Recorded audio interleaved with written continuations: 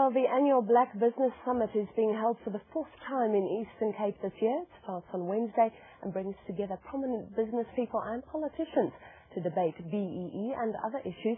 It also facilitates networking between BEE companies and organizations looking for BEE partners. Well, to learn more about the summit, we're joined by the organizer, Motse Mfuleni. Good morning and welcome to you. Morning, Francis. Motse, tell me a bit about the history of the summit. Who conceived this idea of a Black Business Summit in the Eastern Cape? The Black Business Summit is the initiative of a company called etv.WMV, a company based in the Eastern Cape with the biggest market share there and regional office here. Envis's really main focus is to design events that assist in terms of economic advocacy programs. And one of them was to make sure that we create an annual convergence of all the Black business people of the Eastern Cape. Who will the main speakers be? We've been honored in the past to have high-profile speakers. We've had speakers in the past such as the Bank Governor, Dr. Archie Nkonyeni, Mr. Tami Mazwa, and so forth. And this year we're honored to have Mr. Peter Vundla, Dr. Kulela Mangi, again Tami Mazwa, and the MEC of Safety, Transport and Liaison, Honorable MEC Tobile Mhlahlo, is one of the key speakers at the summit. All right. And debate is a big part of this, isn't it? Where's the debate around Black economic empowerment at the moment? Because, for years there's been one complaint that only a few key figures are benefiting and the effects don't seem to be trickling down to other Black people. Do you think that will be discussed? Where's the debate now? Look, it's inevitable to have the debate of Black economic empowerment amongst Black people in any conference or convergence. This year, yes, again, it will be on the sidelines. But I think one of the things we must always put into perspective on BEE is the fact that, we tend not to look at the good things that it has done. I mean, people like myself are pure beneficiaries of the policy, and there are millions of South Africans who have really participated from this policy. We tend to look at this over-emphasis on it being the benefit of the few, and which is not really the case. So, there are many South Africans, young entrepreneurs, some of them do not even have business background, but are participating in the policy in various forms of business, whether it's IT, media, events management and so forth. So it's a working tool. But obviously there have been challenges, such as fronting. It's been one of the bad challenges of the Black economic empowerment. But it is us, Black people, who hit the policy. It's not really the government. And in previous summits, you're talking about fronting. Were people willing to debate that and confront it head on? Was there vigorous debate?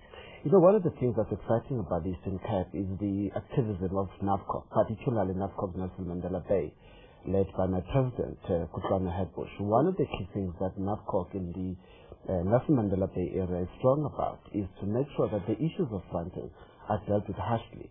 In fact, we've even proposed to government, the local government is the biggest sympathetic client to be companies, to say that those who front must be penalized, to make sure that they understand the challenges and the impact that fronting has on negatively on the policy. All right. Well, the Eastern Cape is one of the poorest areas, but we see so much development, especially around Kucha. Yes. Are Black business people benefiting from that development? Are they harnessing the opportunities there? Oh, definitely. I mean, there's so much, economic development happening in the Eastern Cape. I mean, if you look at the rural side of the Eastern Cape, beyond the Bodakai area, you've got the Magoti development. You've got the timber development taking place around the Ugi, Umtata area. Then you've got the flagship development, which is the Kucha Development Program. I mean, companies such as etv.WMV are service providers to the Kucha Development Corporation, which is the company managing the IDZ. You also have the East London IDZ, also as one of the major projects for economic development taking place. So, there's so much. But also more importantly is the huge participation of women-owned BE companies in the Eastern Cape that are benefiting from the Kucha project and many other developments.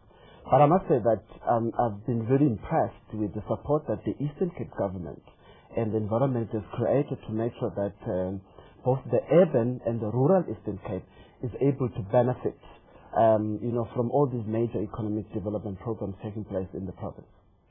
What would you say to people who who say we should perhaps move away from race. Perhaps the time for a Black Business Summit is over and it should just be a business summit.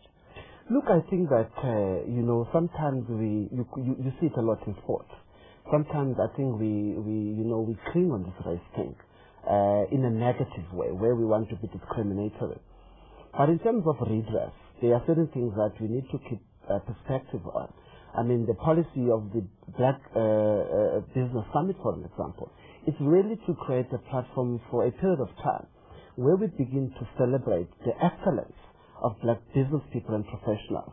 It's very important, Francis, particularly if you think items of or issues of role models developing, I think there's still enough time and space to begin to position initiatives where you've got Black as a prefix to be able to create, whether in sport, in business, in arts, role models for Black people. But if you use race in a negative way to close others out of a particular activity, that is wrong. And networking is a big part of it. Is there any scope for, say, white companies who want to now find BEE partners to perhaps look among the delegates, find out anything about the summit? Definitely. One of the nice things with the Black Economic Empowerment, I mean, if you look even in the speakers list, one of the speakers is a well-established business person, the non-executive chairman of Coca-Cola, Phil Kuch, is a white person, very established, very active in the Eastern Cape, even nationally in terms of business issues. Now, you're able to twin people with those business expertise, with those who are emerging like ourselves, and begin to create those type of synergies in terms of BEE development and so forth.